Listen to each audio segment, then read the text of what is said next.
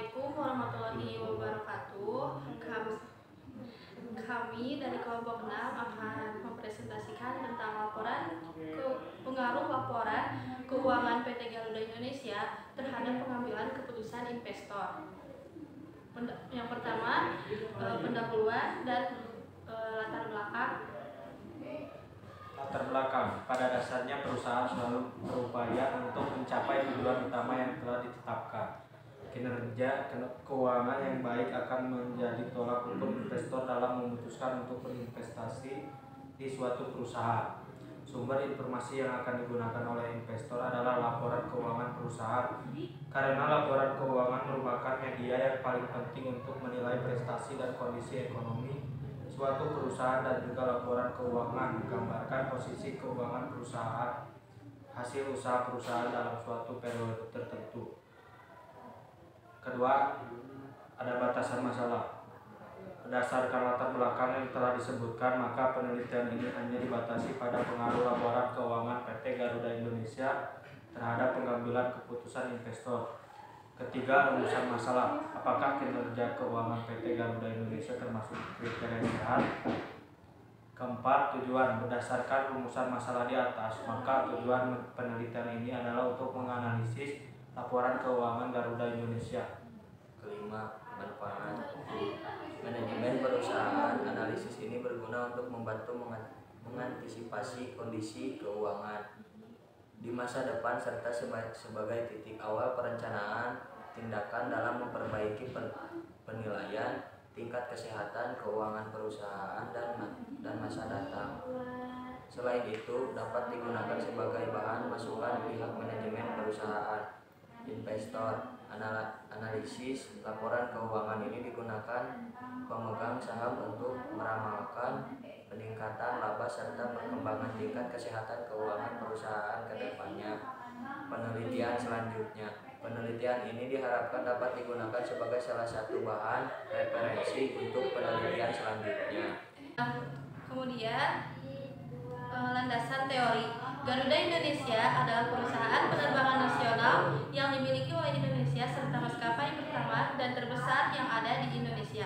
Untuk menjelaskan kinerja keuangan pada PT Garuda Indonesia Tbk, maka digunakan rasio keuangan yang dihitung berdasarkan kebijakan yang telah diterapkan oleh pemerintah melalui Menteri BUMN dengan surat keputusan nomor keputusan 100 atau M BUMN 2002. Sebelum dilakukan analisis terhadap kinerja keuangan PT Garuda Indonesia, maka akan dipaparkan terlebih dahulu rekap laporan keuangan PT Garuda Indonesia. Laporan keuangan yang disajikan pada penelitian merupakan rekap dari laporan keuangan pada periode tahun 2015 sampai 2019 yang telah dipublish PT Garuda Indonesia kepada khalayak umum dalam laporan keuangan tahunannya. Yang pertama ada laporan neraca. Neraca adalah bagian dari laporan keuangan yang mencatat informasi mengenai aset, kewajiban, pembayaran, dan pihak-pihak yang terkait dalam operasional perusahaan dan modal pada waktu tertentu. Bisa dilihat di filenya, ada tabel laporan neraca periode 31 Desember 2015 sampai 2019 dalam US dollar. Nah, berdasarkan rekap laporan neraca yang ada di file tadi, tabelnya, PT Garuda Indonesia menunjukkan bahwa total aktiva pada tahun 2015 sampai 2019 menunjukkan nilai yang terus meningkat meskipun peningkatannya tidak terlalu besar di setiap tahunnya. Hal ini mengartikan bahwa aset atau harta yang dimiliki oleh PT Garuda Indonesia meningkat setiap tahunnya. Namun, peningkatan aset tersebut juga diikuti oleh peningkatan pasifa perusahaan pada periode 2015 sampai 2019, yang artinya bahwa hutang PT Garuda Indonesia juga terus meningkat setiap tahunnya.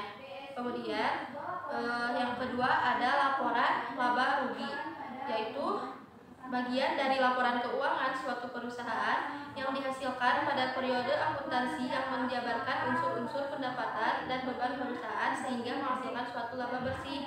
Bisa kalian lihat di filenya ada tabel laporan laba rugi periode 31 Desember sampai 2015 sampai 2019.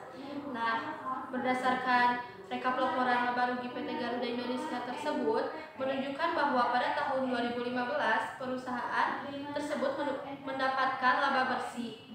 Di tahun 2016, laba bersih yang didapatkan perusahaan tersebut menurun. Namun, pada tahun 2017 dan 2018, PT Garuda Indonesia Tbk mengalami kerugian secara berturut-turut selama 2 tahun dan kembali memulihkan keuangannya dengan memperoleh laba bersih tahun 2019 sebesar 122.829.459 US dollar. Dan yang ketiga ada laporan arus kas, yaitu bagian dari laporan keuangan suatu perusahaan yang dihasilkan pada suatu periode akuntansi yang menunjukkan aliran masuk dan keluar uang perusahaannya. Bisa kalian juga lihat ada tabelnya di file itu. Berdasarkan rekap laporan arus kas PT Garuda Indonesia menunjukkan bahwa total kas PT Garuda Indonesia di tahun 2016 meningkat daripada tahun sebelumnya. Namun di tahun 2017 dan 2018 total aset PT Garuda Indonesia mengalami penurunan yang cukup besar. Hal ini mengartikan bahwa aset yang dimiliki PT Garuda Indonesia tidak mencair, dan di tahun 2019 PT Garuda Indonesia kembali memulihkan keuangannya dengan mendapatkan total kas yang meningkat dari tahun sebelumnya. Hal ini mengartikan bahwa aset perusahaan kembali mencair setelah 2 tahun berturut-turut mengalami penurunan aset. Dan yang terakhir ada tingkat atau grafik tingkat kesehatan keuangan PT Garuda Indonesia periode 2015 sampai 2019. Nah, berdasarkan grafik tersebut menunjukkan bahwa tingkat kesehatan keuangan PT Garuda Indonesia pada tahun 2015 sampai 2018 mengalami penurunan secara berturut-turut. Namun, di tahun 2019 kinerja keuangan PT Garuda Indonesia mulai membaik dengan predikat kesehatan keuangannya sudah masuk pada kategori sehat. Yang kemudian ada pembahasan kinerja keuangan PT Garuda Indonesia terbuka berdasarkan keputusan Menteri Badan Usaha Milik Negara atau BUMN tahun 2002 nomor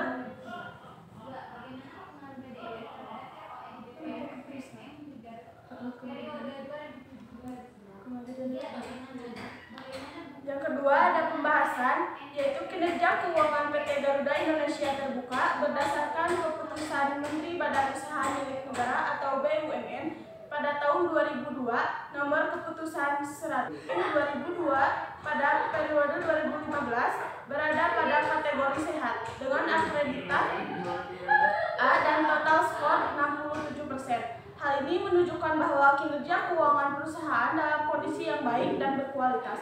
Namun, sedikit lebih beresiko karena pencapaian kinerjanya belum terlalu maksimal. Pada tahun 2016 sampai 2018 berada pada kategori kurang sehat dengan predikat B dan BBB, di mana selama 3 tahun berturut-turut mengalami penurunan yang mendadak dan ada masalah terkait kinerja keuangan PT Garuda Indonesia. Hal tersebut dimungkinkan disebabkan oleh beberapa faktor internal perusahaan meliputi penurunan hasil penjualan, biaya-biaya yang meningkat, kemampuan dalam membayar hutang, dan pembelian aktiva yang digunakan perusahaan lebih ditujukan untuk kegiatan operasional.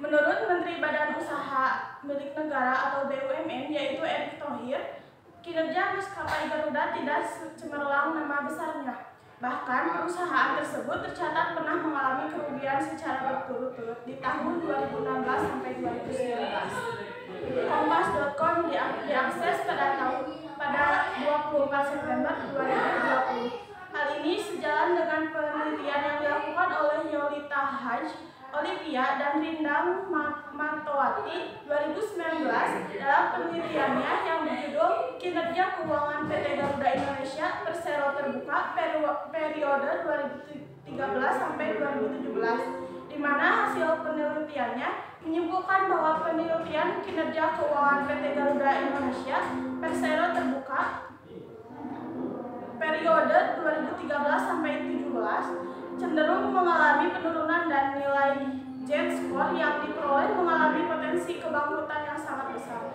Namun pada tahun 2019, kinerja keuangan PT Garuda Indonesia Terbuka berada pada kategori sehat dengan predikat A dengan total skor 79%. Hal ini menunjukkan bahwa kinerja keuangan perusahaan tersebut kembali membaik sesuai dengan catatan atas laporan keuangan yang telah disajikan, yang menyatakan bahwa perusahaan tersebut di tahun 2019 secara rutin telah mengevaluasi proyeksi arus kas dan arus kas aktual, termasuk jadwal jatuh tempo pinjaman jangka panjang, dan terus menelaah kondisi pasar keuangan untuk mengambil inisiatif mencari dana sebagai modal kerja, di mana salah satu aktivitas yang dilakukan adalah dengan penerbitan utang bank untuk memperbaiki kondisi keuangan perusahaan. Toto Pranoto selaku pengamat BUMN menjelaskan bahwa di tahun 2019 PT Garuda Indonesia Terbuka telah mengambil langkah dan dalam memperbaiki citra dan kinerja keuangannya pasca pemecatan pimpinan dan sejumlah jajaran direksi yang disangka melakukan penyelundupan dana sehingga mengakibatkan kinerja keuangan perusahaan menurun.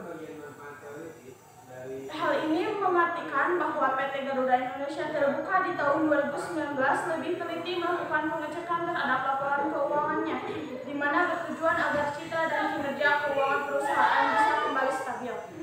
Berdasarkan hasil penelitian yang telah dilakukan, dapat disimpulkan bahwa kinerja keuangan PT Garuda Indonesia Tbk yang ditinjau dari aspek keuangan pada periode 2015-2019 terus mengalami penurunan. Pada periode 2015 masuk pada kategori sehat dengan predikat A. Pada periode 2016 masuk pada kategori kurang sehat dengan predikat BBB. Pada periode 2017 masuk pada kategori kurang sehat dengan predikat B.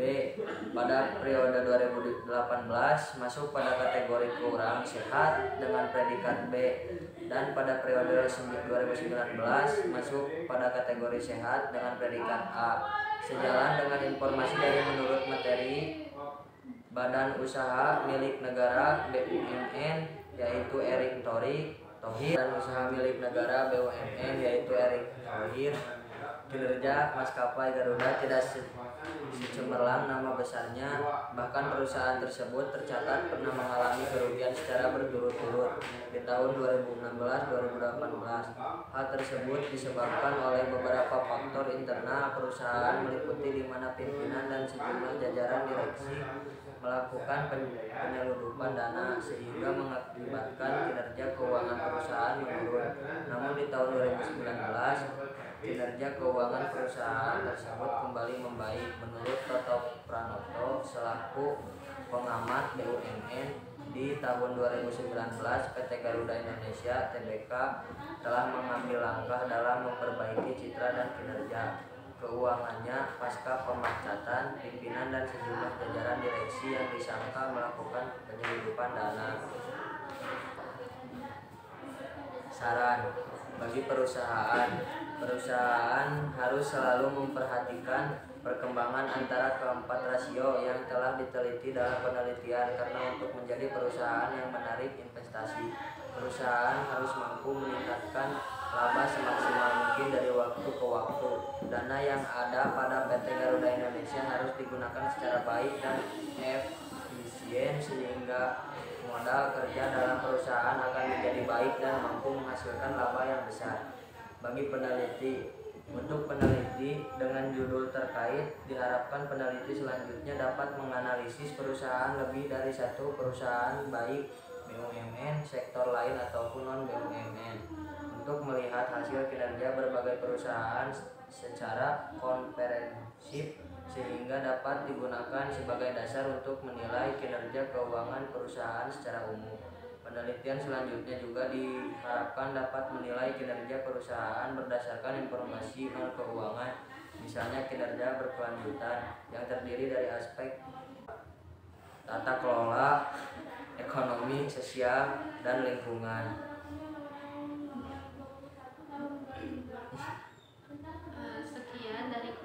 benar. Maaf bila ada kesalahan. Wassalamualaikum warahmatullahi wabarakatuh.